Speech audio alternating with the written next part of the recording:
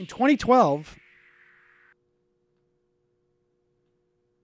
according to a report in the National Health Expenditure Accounts team from the HHS, for the fourth consecutive year, growth in healthcare spending remained low, increasing by 3.7% in 2012 to $2.8 trillion.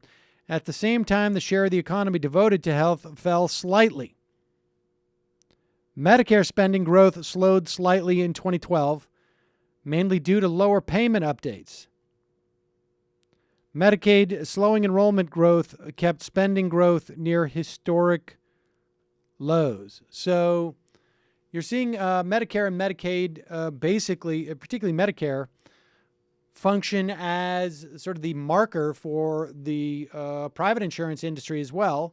And Medicare costs are slowing, partly due to the recession, though they say Medicaid and Medicare is not as sensitive to the economy, so that's not the primary reason.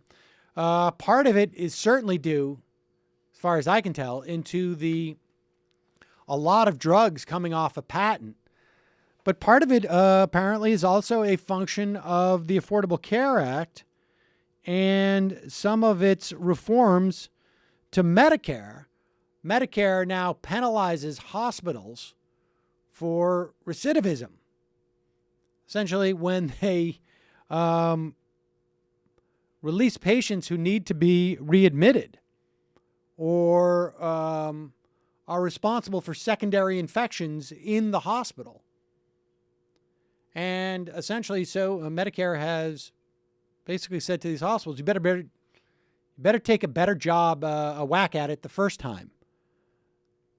Because, of course, you know, the hospitals are in the business of providing medical care. And so it doesn't necessarily, in the past, if they're going to get paid for it, behoove them to spend too much time worrying about whether or not these patients are going to come back, because that's how they make their money. And it's not like buying a car that you know is going to break down all the time, and you have to bring it back to the service department, because we don't know that much about medicine because we're not doctors. I can read in Consumer Reports that, hey, this is a really bad car to buy if you don't want to keep going back for repairs. Not so easy if you're a patient to get that kind of information.